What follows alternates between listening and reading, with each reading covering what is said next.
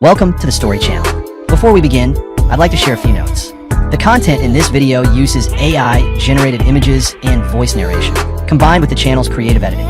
Everything is intended solely for entertainment purposes and does not depict or reflect any real events or real people. Hope you enjoy the story and have a great time watching. My wife got a promotion. She took the whole team to dinner, including her assistant, but didn't invite me. She sent me a text.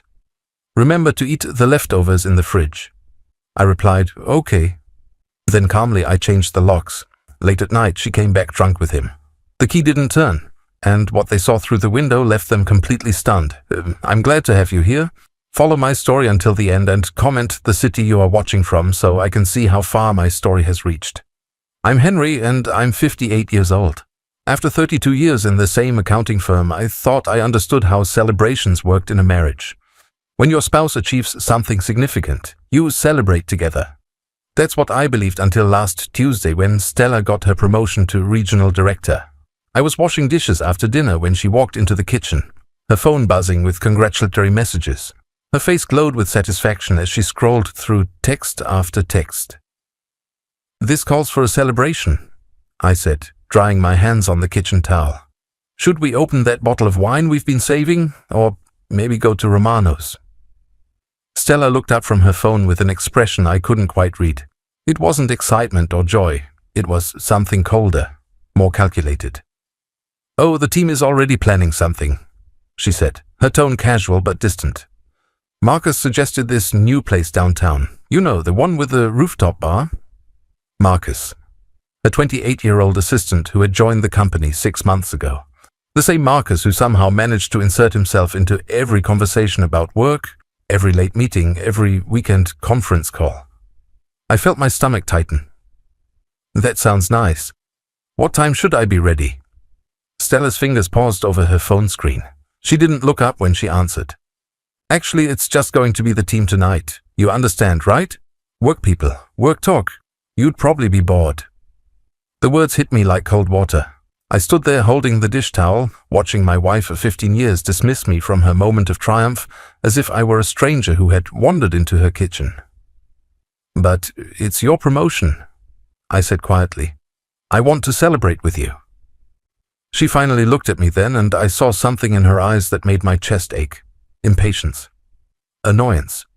As if I were a child asking to join the adults' table.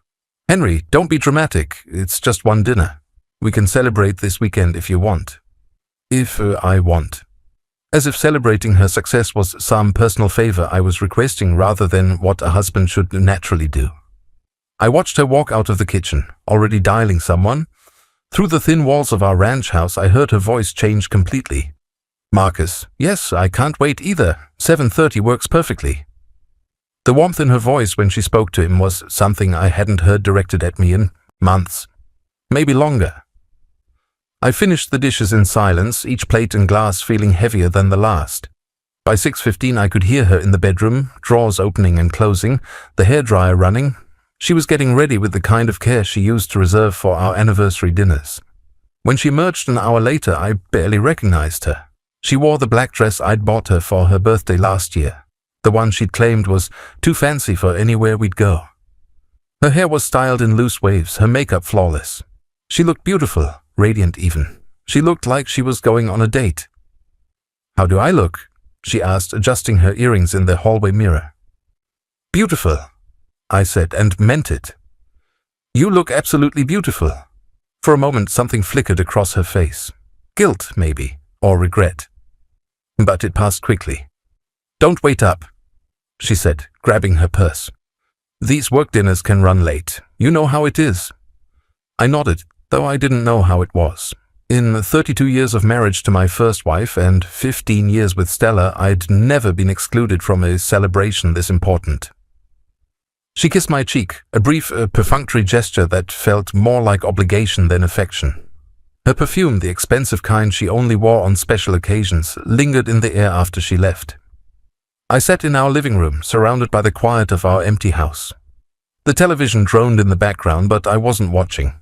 I was thinking about how excited I'd been when Stella first mentioned the possibility of this promotion. How proud I'd felt, how I'd planned to take her to dinner at the nice steakhouse across town. Maybe buy her flowers, tell everyone we met that my wife had just been promoted to regional director. Instead, I was sitting alone while she celebrated with her team. At 8:30 my phone buzzed, a text from Stella. Remember to eat the leftovers in the fridge. Don't want them to go bad. I stared at the message for a long time. Not having a great time, wish you were here. Not love you, see you soon. Just a reminder about the leftovers, as if I were a house sitter she'd hired to watch the place. I typed back, okay. The single word felt inadequate, but what else was there to say? That I felt dismissed? That I felt like a stranger in my own marriage? That the woman I loved had just reduced me to someone who manages leftovers while she celebrates the biggest achievement of her career with another man? I walked to the kitchen and opened the refrigerator. There, in a covered dish, was the leftover meatloaf from Sunday dinner. Cold, congealed, forgotten. Like me. I heated it in the microwave and ate standing at the counter, staring out the window at the driveway where Stella's car should have been. The meatloaf tasted like cardboard, but I finished every bite. As I washed my single plate and fork, I caught my reflection in the kitchen window. A 58-year-old man eating reheated leftovers while his wife celebrated with her young assistant. When had I become someone whose presence was optional in his own life? The house felt different that night. Emptier somehow, though nothing had physically changed. I walked through rooms we'd shared for 5 years, rooms where we'd planned our future, argued about paint colors, made love on lazy Sunday mornings. Now they felt like spaces I was merely occupying. I went to bed at 10:30, something I'd never done when Stella was out. Usually I'd wait up, eager to hear about her day, to share in whatever had happened. But tonight the thought of lying awake listening for her car in the driveway felt pathetic. I was drifting off when I heard my phone buzz again, another text. Having such a great time. The team really knows how to celebrate. Marcus found this amazing wine.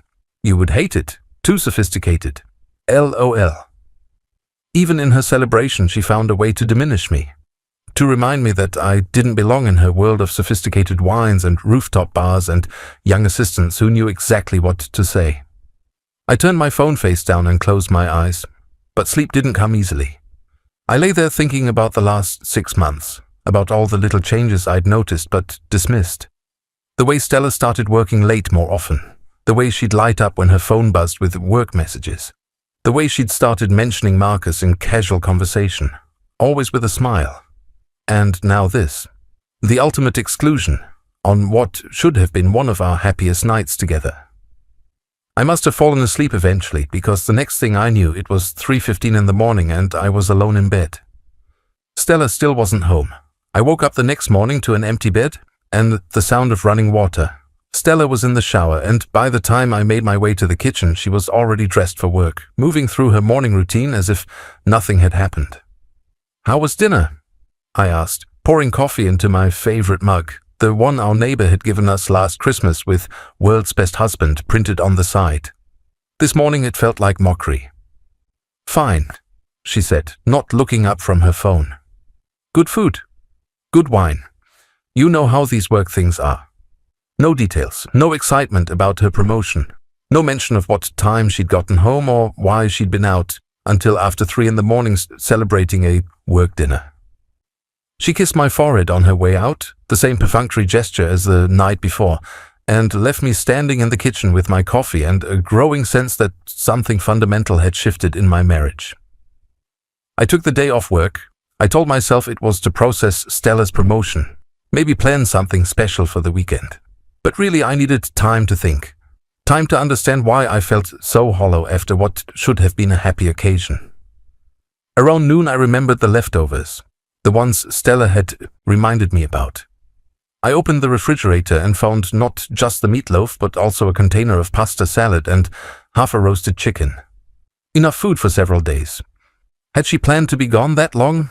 I heated the pasta salad and ate it at the kitchen table, the same table where we'd shared breakfast that morning in polite, distant silence. As I chewed the cold pasta, I found myself staring at Stella's home office door. It was closed, as always. She'd claimed the spare bedroom as her workspace when we moved in together, and I'd respected that boundary, her private space for important work. But sitting there eating leftovers while she celebrated with Marcus, I felt something I'd never experienced in our marriage: suspicion. I finished lunch and found myself walking toward her office. The door wasn't locked. It never was during the day.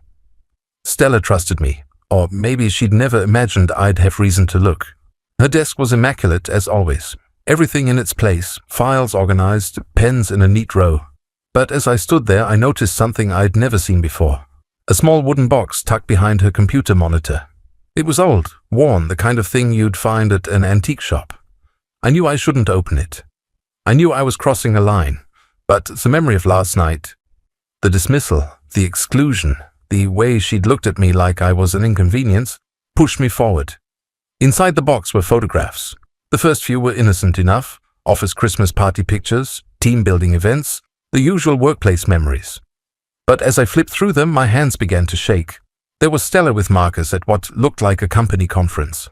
She was laughing, her hand on his arm, leaning into him in a way that spoke of intimacy, not professional courtesy. Another photo showed them at what appeared to be a weekend retreat. They were hiking together, Stella wearing clothes I'd never seen before, looking radiant and carefree. But it was the last set of photos that made my legs weak. They were clearly taken during a weekend getaway. Stella and Marcus at a bed and breakfast I'd never heard of, sharing champagne on a porch swing. Marcus feeding her strawberries. Stella curled up against him on a couch, both of them laughing at some private joke. These weren't work photos, these were romantic photos, couple photos. My hands trembled as I set them down. How many weekend conferences had she mentioned in the past 6 months? How many late meetings? How many times had she claimed to be working when she was actually living a completely different life? I searched through the rest of the box with growing dread. There were ticket stubs from movies I'd never seen with her, restaurant receipts from places she'd never mentioned, a hotel keycard from a resort 3 hours away, dated just 2 weekends ago. The same weekend she'd claimed to be visiting her sister. At the bottom of the box was a small leather journal. I opened it with shaking hands. The entries were brief but devastating. March 15th. M surprised me with lunch at the little French place. Felt guilty lying to H about working through lunch, but M makes me feel so alive. April 2nd. Weekend at the lake house was perfect. M is everything I never knew I wanted. How do I tell H? May 20th. M says we should be more careful, but I can't help myself. When I'm with him, I remember who I used to be before settling for comfort. Settling for comfort. That's what our 15-year marriage was to her. Comfort. Not love, not partnership, not the life we'd built together. Just comfort. The final entry was dated 3 days ago. Promotion is official. M wants to celebrate properly this time. No more hiding in dark restaurants. Time to start living the life we deserve. H will understand eventually. He has to. I closed the journal and carefully placed everything back in the box exactly as I'd found it. My hands were steady now, my mind surprisingly clear. The shock was wearing off, replaced by something else. Not anger exactly. More like resignation. The kind of clarity that comes when you finally understand a truth you've been avoiding. I walked back to the kitchen and sat down with my coffee, now cold. The house around me looked the same, but everything had changed. The photos on the refrigerator, our vacation to Yellowstone 2 years ago, our wedding day 15 years past, now felt like artifacts from someone else's life. I thought about all the signs I'd missed or chosen to ignore. Stella's new enthusiasm for work, her sudden interest in weekend conferences, the way she'd started buying new clothes and getting her hair done more often, the gradual cooling of our physical relationship, which I'd attributed to stress and age. It hadn't been stress. It had been Marcus. I found myself thinking about the previous night differently now. It hadn't been a work celebration she'd excluded me from. It had been a celebration of their relationship, their future together. And she'd sent me a text about leftovers while she was probably planning to leave me. The irony wasn't lost on me. While I'd been eating the literal leftovers in our refrigerator, I'd become the leftover in her life. The thing she didn't want to waste but didn't particularly want either. I spent the rest of the afternoon moving through our house like a stranger, seeing everything through new eyes. The bedroom we'd shared, where she'd been planning her escape. The living room where we'd watched television together while she dreamed of another man. The kitchen table where we'd discussed our days while she carefully edited out the most important parts of hers. When Stella came home at 6:30, I was making dinner. Pork chops, her favorite. She seemed surprised to find me cooking. "You didn't have to do this," she said, setting down her briefcase. "I could have grabbed something on the way home." "I wanted to," I said, and it was true. I wanted one more normal evening before everything changed, because now I knew it would change. It had to. "How was your day?" she asked, the question automatic, expected. "Quiet," I said, flipping the pork chops. I had time to think. Something in my tone made her look up from her phone. "Think about what?" I turned to face her, studying the woman I'd loved for 15 years. She was still beautiful, still the person I'd married, but she was also a stranger who kept photographs of another man in a hidden box and wrote about our marriage as if it were a prison sentence. "About us," I said. "About what we want. About what makes us happy." She blinked, clearly not expecting this conversation. "Henry, if this is about last night..." "It's not about last night," I said quietly. "It's about everything." We had dinner in careful, polite conversation. Stella mentioned a new project at work. I told her about a book I was reading. Neither of us mentioned Marcus or promotions or the fact that she'd come home at 3 in the morning. It was the kind of dinner we'd shared hundreds of times before, but this time I knew it was ending. Not just the dinner, but all of it. After she went to bed, I sat in my chair in the living room, staring at nothing. Tomorrow I would have to decide what to do with what I'd learned. But tonight I just sat in the quiet of our house, surrounded by the remnants of a marriage I'd thought was real. The hardest part wasn't the betrayal, I realized. It was understanding that I'd been living a lie for months, maybe longer, that the woman sleeping in our bedroom had already left me in every way that mattered. I was just the last one to know. I didn't sleep that night. I lay in bed next to Stella, listening to her breathe, watching the ceiling fan turn in the darkness. She slept peacefully, completely unaware that I'd discovered her secret life. At some point around 4 in the morning, I made a decision that surprised me with its clarity. I wasn't going to confront her. Not yet. Instead, I was going to be smart about this. For the first time in months, maybe years, I was going to take control of my own life. The next morning, I waited until Stella left for work before I called in sick. Then I drove to the hardware store and bought new locks for every door in the house. Not because I wanted to keep her out permanently, but because I needed to understand exactly what I was dealing with. While I was installing the new deadbolt on the front door, my phone rang. It was my brother Tom calling from Portland. "Henry, you sound terrible. What's wrong?" I paused, screwdriver in hand. Tom and I had always been close, but I'd never been the type to burden him with marital problems. This felt different, though. This felt like something I couldn't handle alone. "Stella's having an affair," I said, the words coming out flat and matter-of-fact. The silence on the other end stretched so long I thought the call had dropped. "Jesus, Henry, are you sure?" I told him about the photos, the journal, the way she'd excluded me from her celebration. When I finished, Tom was quiet for another long moment. "What are you going to do?" "I don't know yet," I admitted. "But I'm not going to be stupid about it." "Good," Tom said firmly. "Don't do anything rash. And Henry, document everything. If this goes where I think it's going, you will need proof." After we hung up, I sat on my front porch steps, looking at the new locks I'd just installed. The house felt different already, more like mine than ours. For the first time in months, I felt like I had some control over my own space. Around noon, I decided to do something I'd never done before.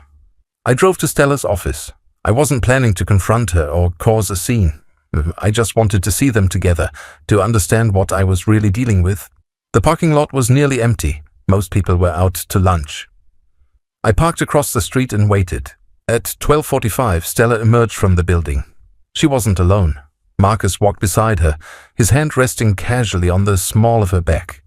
It was a gesture so intimate, so possessive that I felt my chest tighten. This wasn't a new relationship. This was established, comfortable. They moved together like a couple who'd been together for months. They got into Marcus's silver BMW and drove away. I followed at a distance, feeling foolish but needing to know. They went to a small Italian restaurant downtown, the kind of place with dim lighting and intimate booths. Through the window, I watched them sit across from each other, leaning in close, their conversation animated and clearly romantic. Stella laughed at something Marcus said, reaching across the table to touch his hand. It was the kind of lunch date I'd been asking her to go on for years. She'd always claimed to be too busy, too stressed with work to take long lunch breaks.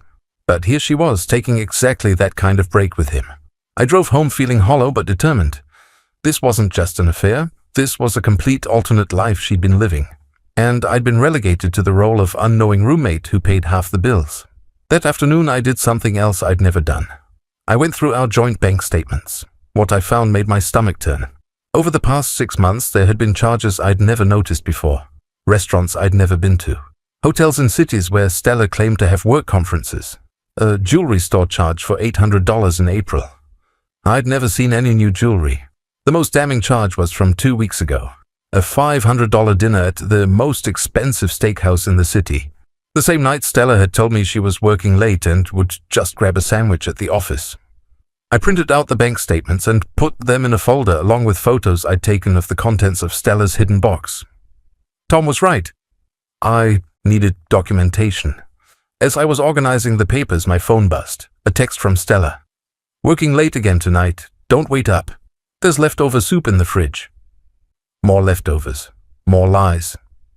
I stared at the message for a long time, then typed back, "Okay, love you." It wasn't true anymore, but I needed her to believe everything was normal until I figured out my next move. Around 6 o'clock, I was sitting in my living room when I heard a car door slam in the driveway. I looked out the window and felt my blood run cold. Stella's car was in the driveway, and Marcus was getting out of the passenger seat. They weren't working late. They were coming to my house.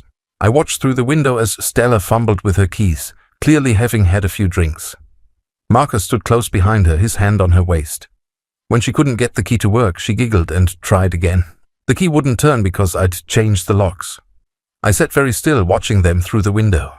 Stella tried the key several more times, her giggling turning to confusion, then frustration.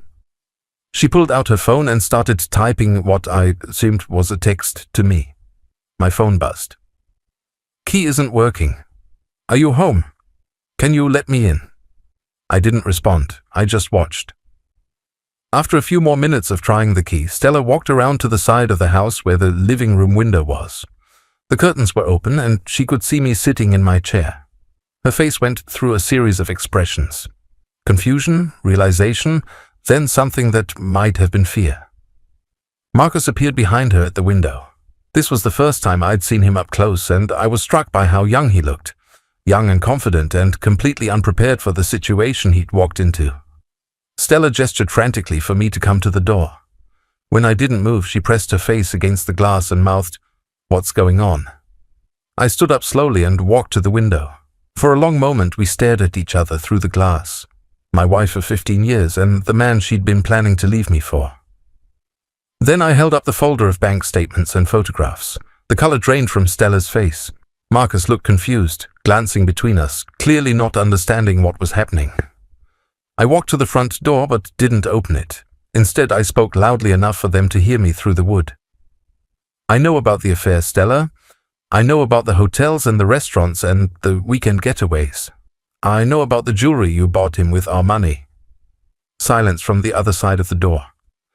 "I also know you were planning to bring him here tonight, while you thought I was waiting at home like an obedient husband, eating leftovers and staying out of the way of your real life." Marcus said something I couldn't make out. Stella shushed him sharply. "Henry!" Stella's voice came through the door, shaky but trying to sound reasonable. "Let me explain. This isn't what you think." I almost laughed. Even now, caught red-handed, she was going to try to lie her way out of it. "It's exactly what I think," I said. "The question is, what are you going to do about it?" I heard them whispering urgently to each other on the other side of the door. After a few minutes, Stella tried again. "Henry, please. I know you're hurt, but we can work this out. Just let me in so we can talk." "No," I said simply. "I'm done talking. I'm done being the leftover in your life. I walked away from the door and back to my chair, leaving them standing on the porch of the house that was no longer theirs.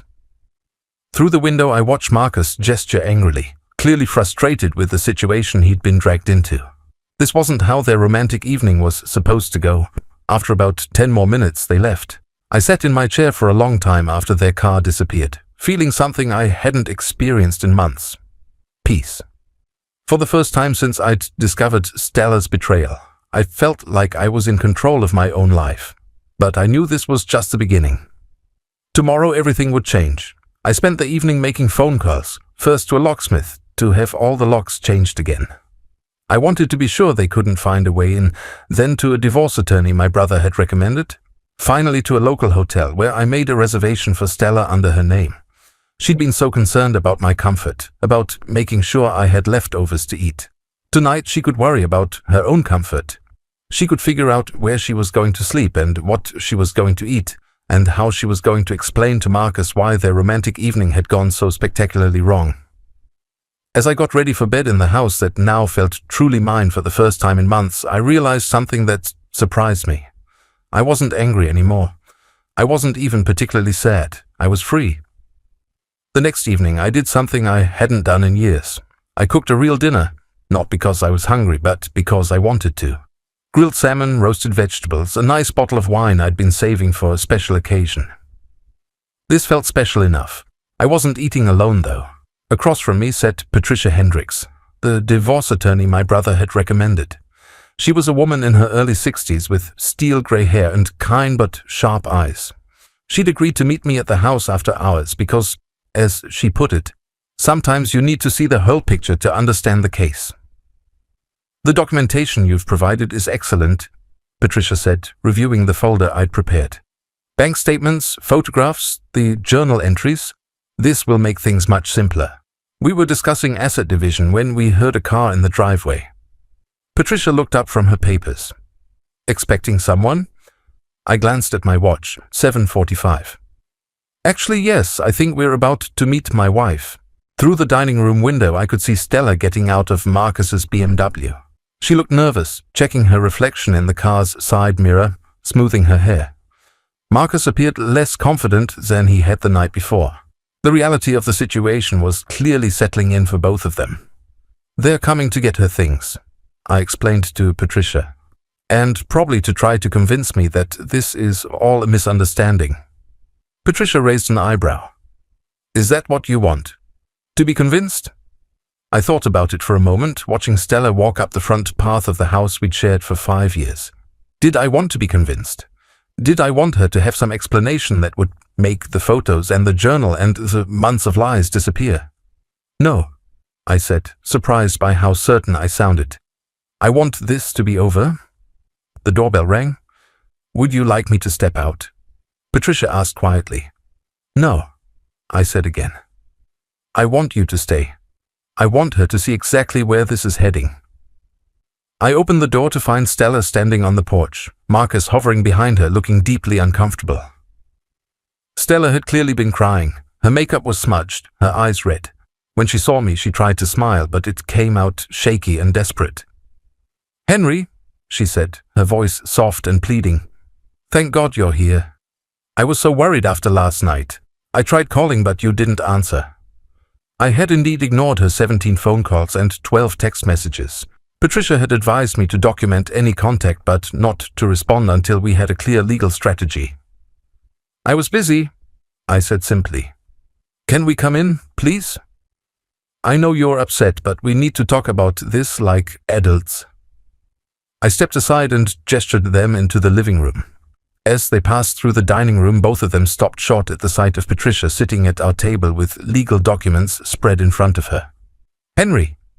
Stella's voice was barely a whisper. "Who is this?" "Patricia Hendricks," I said calmly. "My attorney." The color drained from Stella's face. Marcus took an involuntary step backward, clearly wanting to be anywhere else in the world. "Your attorney?" Stella repeated, as if the words didn't make sense. "Patricia, I'd like you to meet my wife, Stella, and her companion, Marcus." Patricia stood gracefully and extended her hand to Stella, who shook it automatically, still looking stunned. "Mrs. Holloway." I'm sorry we're meeting under these circumstances. Marcus mumbled something that might have been a greeting, his face bright red. The confident young man who had been feeding my wife strawberries in romantic photographs looked like he wanted to disappear into the floor. I don't understand, Stella said, her voice gaining strength as the shock wore off. Henry, you can't just... We haven't even talked about this. You're jumping to conclusions. Am I? I asked. I walked to the bookshelf where I'd placed one of the photographs. From her hidden box, the one of her and Marcus sharing champagne at the bed and breakfast. I handed it to her. Tell me what conclusion I should draw from this. Stella stared at the photo, her mouth opening and closing without sound. Marcus looked over her shoulder and closed his eyes in defeat. That's not... She started, then stopped. There was no point in lying anymore, and we all knew it. There are 17 more photos like that one, I said quietly. Plus bank statements showing $5,300 in charges for hotels and restaurants I've never been to. Plus your journal, where you wrote about how our marriage was just settling for comfort, and how you deserve better. Patricia cleared her throat gently. Perhaps we should all sit down. We moved to the living room, though Marcus remained standing near the door as if ready to bolt. Stella perched on the edge of the couch she'd picked out 2 years ago, her hands trembling slightly. Henry, she began, her voice taking on the reasonable tone she used when she was trying to manage a difficult client. I know this looks bad. I know I should have told you sooner. But you have to understand, this wasn't planned. It just happened. What just happened? I asked. The affair? Or getting caught? She flinched. Don't call it that. What should I call it?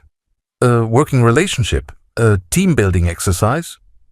Marcus finally spoke up, his voice cracking slightly. Look, Mr. Holloway, I never meant for it to go this far. It started as just friendship, and then you started sleeping with my wife. I finished for him. Henry, Stella snapped, some of her old authority returning. You don't have to be cruel. I looked at her sitting there, still beautiful, still trying to control the narrative even as her world collapsed around her. For 15 years, I'd loved this woman. I'd built a life with her, planned a future, and she'd thrown it away for a 28-year-old who looked ready to run screaming from the room. You want to talk about cruel? I asked. Let me tell you what's cruel. Cruel is excluding your husband from celebrating your promotion so you can be with your boyfriend. Cruel is sending me texts about leftovers while you're planning romantic getaways. Cruel is spending our money on jewelry for another man. Cruel is writing in your journal about how disappointed you are in the life we built together. With each word, Stella seemed to shrink a little more. By the time I finished, she was crying again. I never wanted to hurt you, she whispered. But you did, I said simply. Every day for months you hurt me. You made me feel like I was in the way of my own life. Patricia, who had been sitting quietly through this exchange, finally spoke. Mrs. Holloway, I think it would be best if we discussed the practical matters. Mr. Holloway has asked me to file for divorce on grounds of adultery. Stella's head snapped up. Divorce? Henry, you can't be serious. We can work this out. We can go to counseling. We can figure this out together. I felt something break loose in my chest, like a knot I'd been carrying for months finally coming undone. No, Stella. We can't work this out. Because you already made your choice. You chose Marcus. You chose secret dinners and romantic weekends and a completely separate life that didn't include me. The only reason you want to work it out now is because you got caught. That's not true, she protested, but her voice lacked conviction. I turned to Marcus, who had been trying to blend into the wallpaper. What about you, Marcus? Are you planning to stick around to help her work this out? Or are you going to disappear the moment things get complicated? Marcus opened his mouth, then closed it again. The silence stretched uncomfortably long. That's what I thought, I said. Patricia gathered her papers efficiently. Mr. and Mrs. Holloway, I'll have the divorce papers ready for filing by Monday morning. Mrs. Holloway, you'll want to retain your own counsel. Stella stood abruptly. This is happening too fast. Henry, please, just give me some time to think, to figure out what I want. I looked at her for a long moment. This woman who had shared my bed and my life and my dreams for 15 years. You had time to think, Stella. You had months to think. You thought about Marcus and romantic weekends and expensive dinners and how disappointing your marriage was. The one thing you didn't think about was telling me the truth. Where am I supposed to go? She asked, and for the first time she sounded truly lost. I reached into my pocket and pulled out a hotel keycard. I made you a reservation at the Hampton Inn downtown. 3 nights, prepaid. She stared at the keycard as if it were a snake. You want me to leave? I want you to face the consequences of your choices, I said. For months you've been living 2 lives. Now you get to choose which one you really want. Marcus stepped forward awkwardly. Stella, maybe we should go. We can figure this out somewhere else. Yes, I agreed. You should go figure it out somewhere else. Patricia handed Stella a business card. You'll want to call this number. She's an excellent family attorney. As they walked toward the door, Stella turned back one more time. Henry, I want you to know that I did love you. I do love you. I nodded. I believe you did, but love wasn't enough to keep you from lying to me every day for 6 months. After they left, I sat back down at the dining room table with Patricia. The salmon had gone cold, but I didn't care. For the first time in months, I felt like I could breathe properly. How do you feel? Patricia asked gently. I considered the question. How did I feel? Sad, certainly. Angry a little. But more than anything, I felt relieved. Free, I said finally. For the first time in a long time, I feel free. Patricia smiled. Good. That's how you should feel. As I cleaned up the dinner dishes later that night, I realized something that surprised me. I wasn't afraid of being alone. I'd been alone for months without knowing it, eating leftovers while Stella lived her real life elsewhere. Now finally I could start living my real life too. The divorce papers were filed on Monday morning, just as Patricia had promised. By Tuesday afternoon, Stella was calling me every hour. I didn't answer, but I listened to the voicemails. They started angry, then became pleading, then desperate. Henry, you're being ridiculous. We can fix this. Please just talk to me. I know I made mistakes, but this doesn't have to end our marriage. I left Marcus. I told him it was over. Doesn't that mean anything to you? It meant she was panicking. It meant the reality of losing everything was finally sinking in. But it didn't change what she'd done or who she'd become in the process. On Wednesday, she showed up at my office. I worked for a mid-sized accounting firm downtown, the same place I'd been for 12 years. It was steady, reliable work. The kind of job Stella used to call safe, in a tone that made it clear she didn't mean it as a compliment. My secretary, Mrs. Chen, buzzed my desk at 2:30. Henry, your wife is here. She says it's urgent. I could see Stella through the glass wall of my office, pacing in the reception area. She looked terrible.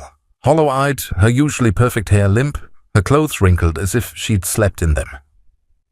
Send her in, I said. Stella rushed into my office and closed the door behind her. Thank God. I've been trying to reach you for days. I know, I said, not looking up from my computer screen. I've been getting your messages. Then why won't you call me back? Henry, we need to talk about this like rational adults. I finally looked at her. The woman standing in my office bore little resemblance to the confident, radiant person who had walked out of our house to celebrate her promotion with Marcus.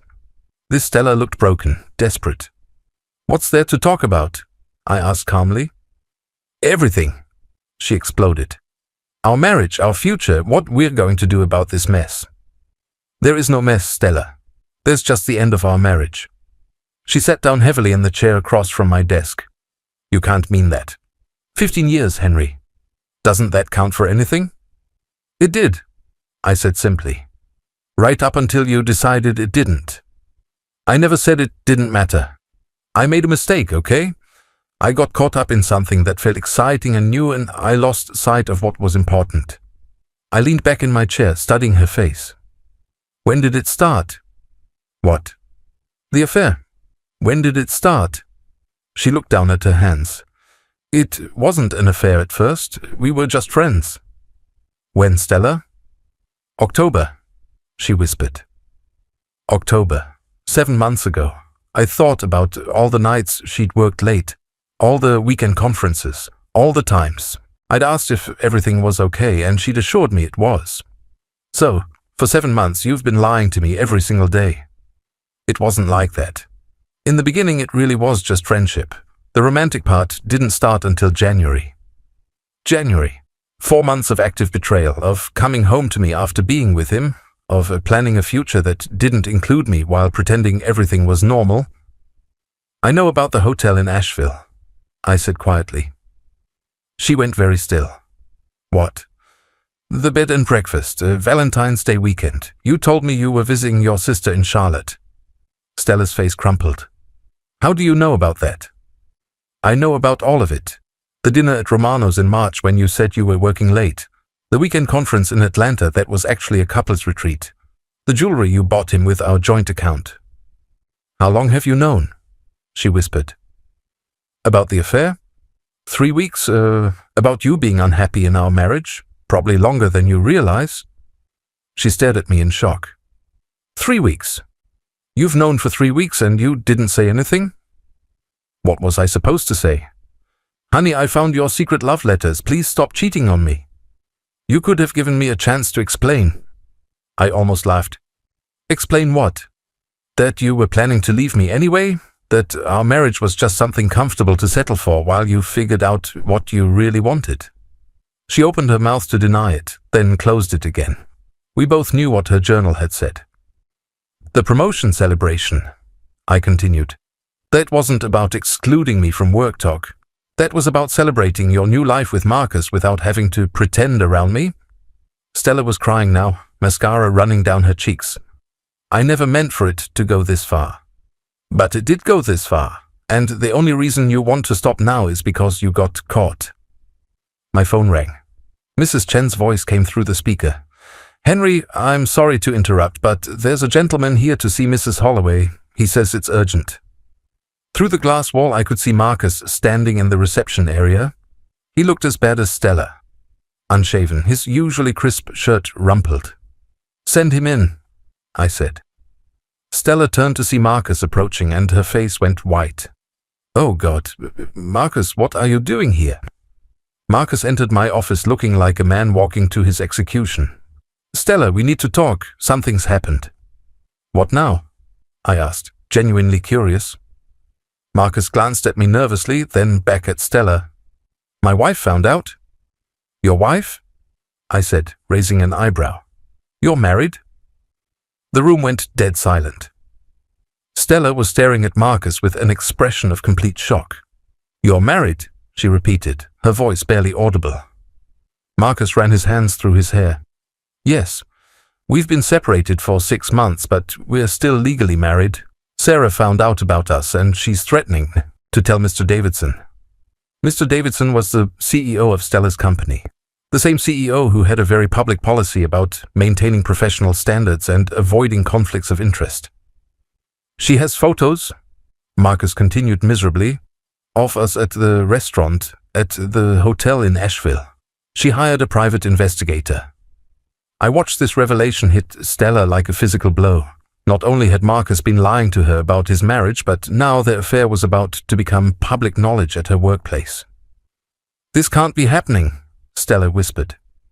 It gets worse, Marcus said. Sarah's divorce attorney contacted HR today. They're launching an investigation into our relationship to determine if it violates company policy. I had to admit I felt a certain dark satisfaction watching this unfold. Stella had been so careful to keep me in the dark while she lived her double life.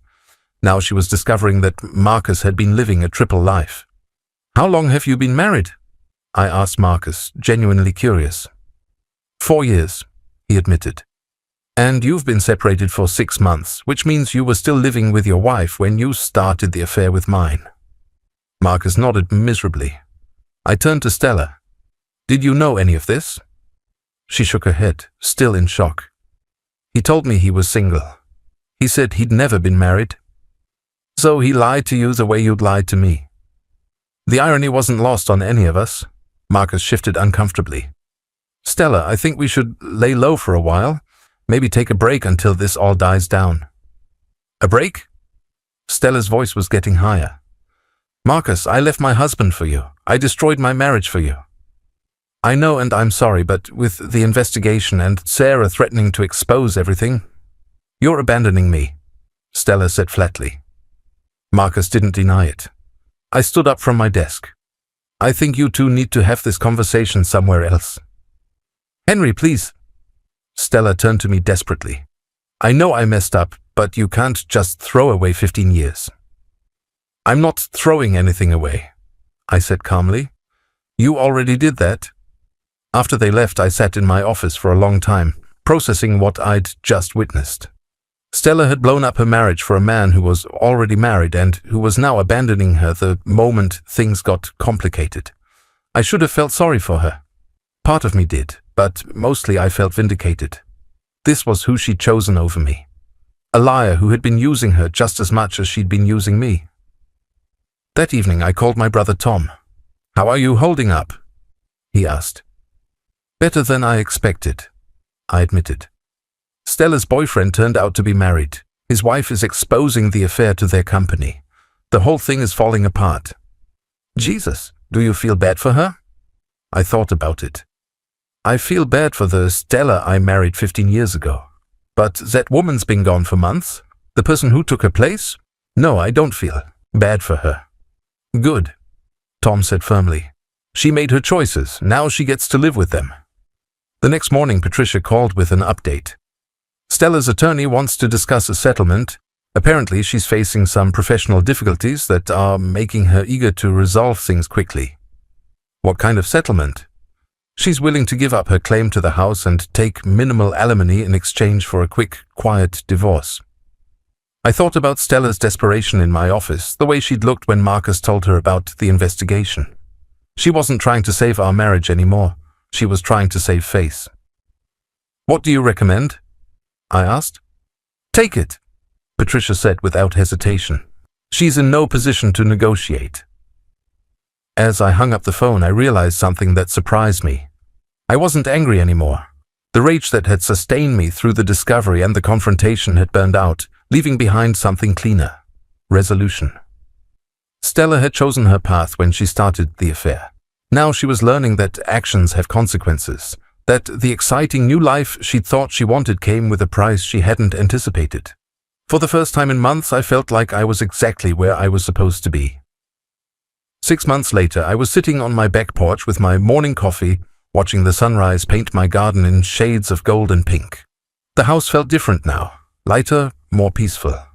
I'd redecorated after the divorce was finalized, not because I was trying to erase memories, but because I wanted the space to reflect who I was becoming rather than who I'd been.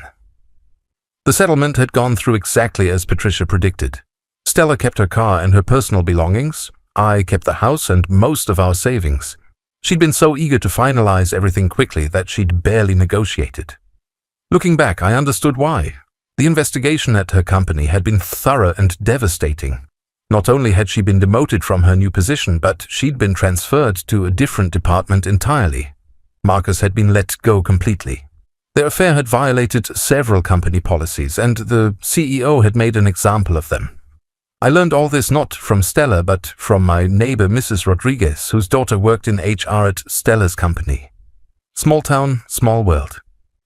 I heard she moved to Portland. Mrs. Rodriguez had mentioned casually while we were both checking our mail. Took a job with a smaller firm, probably best for everyone. I'd nodded politely, but inside I felt only a distant kind of sadness. Not for the end of our marriage, but for the waste of it all. 15 years that should have meant something, reduced to a cautionary tale about making bad choices. My phone rang, interrupting my morning meditation. Tom's name appeared on the screen. "How's retirement treating you, old man?" he asked cheerfully. I'd taken early retirement 3 months ago, using the settlement money to pay off the house and give myself time to figure out what came next. At 58, I was young enough to start over, and for the first time in my adult life, I had the freedom to do exactly what I wanted. "It's good," I said, and meant it. "I'm thinking about taking that photography class we talked about. The one at the community college." "That's great, Henry. Mom would be proud." Our mother had been a photographer before she got married and had kids. She tried to teach both Tom and me when we were young, but I'd been too focused on practical things like accounting to pay much attention. Now, with time on my hands and no one else's agenda to consider, I was rediscovering interests I'd forgotten I had. Speaking of which, Tom continued, Jennifer wants to know if you're coming for Thanksgiving. She's been planning the menu for weeks. Tom's wife, Jennifer, had been more supportive through the divorce than my own sister had been. She'd called regularly, invited me to dinner, made sure I wasn't spending too many evenings alone. Good people, solid marriage. The kind of partnership I'd thought I had with Stella. I'll be there, I promised. Should I bring anything? Just yourself, and maybe one of those apple pies you've been perfecting. After we hung up, I sat back in my chair and smiled. The apple pies had been an unexpected development. With time on my hands and a kitchen that was finally mine alone, I'd started experimenting with baking.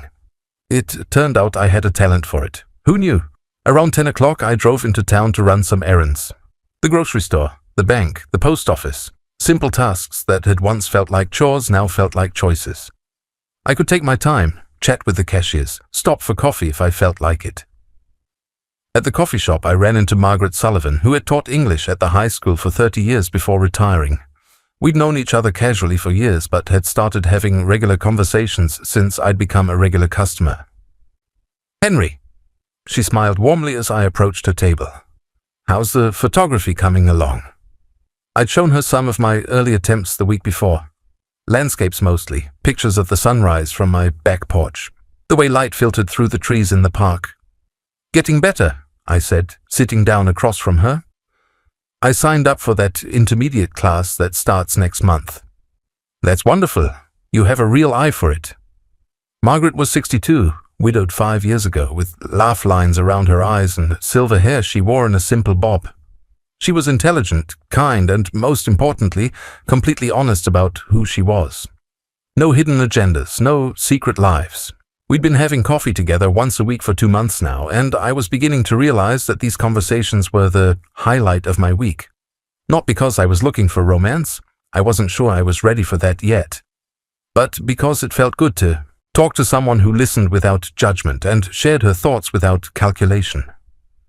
I heard they're starting a photography club at the senior center, Margaret mentioned casually. Would you be interested in something like that? Maybe, I said. Would you be interested in something like that? She laughed. I might be. I've always wanted to learn. We sat in comfortable silence for a moment, watching the morning crowd come and go. It struck me how different this was from conversations with Stella. No underlying tension, no sense that I was missing something important, no feeling that I needed to be anyone other than exactly who I was. Can I ask you something? Margaret said finally. Of course. Do you ever regret it? The divorce, I mean. Ending such a long marriage? It was a question I'd been asking myself for months. Everyone else seemed to assume I must have regrets, must miss the partnership and companionship of marriage. Even Tom had asked me directly if I was lonely. No, I said, surprising myself with how certain I sounded. I regret that it ended the way it did. I regret that Stella felt she had to lie instead of just telling me she was unhappy. But I don't regret ending it. Margaret nodded thoughtfully. My marriage wasn't perfect, but Robert and I always talked through our problems. I can't imagine trying to build a life with someone who was living a completely different life behind my back. That's exactly what it felt like, I said. Like I was married to someone who didn't actually exist. We talked for another hour about books and photography and the changing seasons.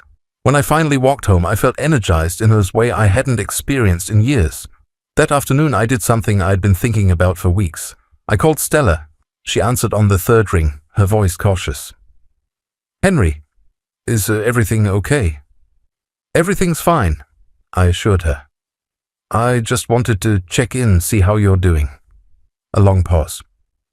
I'm okay, getting settled in Portland. The job is fine, nothing exciting, but it pays the bills. Good. I'm glad you landed on your feet. Another pause. How are you doing? Really? I looked around my living room at the new furniture I'd chosen, the photographs I'd framed and hung on the walls, the stack of library books on the coffee table. I'm good, Stella. Really good. I heard you retired. I did. I'm taking photography classes, learning to bake, thinking about traveling. That sounds... She trailed off, then started again. Henry, I want you to know how sorry I am. About everything. About the way I handled things, the lies, all of it. I could hear genuine regret in her voice, and for the first time since I'd discovered her affair, I felt something like forgiveness stirring in my chest. I know you are, I said gently. We both made mistakes, Stella. We stopped talking to each other, stopped paying attention to what the other person needed. But I'm the one who cheated. I'm the one who destroyed everything. You made choices that ended our marriage, I agreed. But I chose to ignore the signs that you were unhappy. We both share responsibility for what our marriage became. She was crying now. I could tell from her voice. I miss you sometimes. Not the affair, not the drama, just you. The way you used to make me laugh. The way you always knew how to fix things. I felt my throat tighten. I miss parts of us too, but we can't go back, Stella. We can only move forward. I know, I hope you find someone who deserves you. After we hung up, I sat in my chair for a long time, processing the conversation. It was the closure I hadn't realized I needed. Not forgiveness exactly, and certainly not reconciliation, but an acknowledgement that we'd both been human beings trying to figure out how to be happy and making imperfect choices along the way. As the sun set behind the trees in my backyard, I thought about the future for the first time without anxiety or anger. Tomorrow I would go to my photography class. This weekend I would visit Tom and Jennifer. Next month I might ask Margaret if she'd like to have dinner instead of just coffee. For 58 years I'd lived my life according to other people's expectations and schedules. I'd been a good son, a reliable employee, a faithful husband. Now finally I had the chance to figure out who I was when no one else's needs were driving my decisions. The house around me was quiet, but it wasn't the heavy silence of loneliness. It was the peaceful quiet of contentment. For the first time in my adult life, I was exactly where I wanted to be, doing exactly what I wanted to do, with exactly the people I chose to spend time with. Stella had wanted me to remember the leftovers in the refrigerator. Instead, I'd learned to cook fresh meals for myself every day. She'd excluded me from her celebration. Instead, I'd learned to celebrate small victories. A good photograph, a successful pie, a meaningful conversation with a friend. I wasn't the leftover in anyone's life anymore. I was the main course in my own, and for the first time in months when I went to bed that night, I fell asleep not thinking about what I'd lost, but about what I was going to discover next.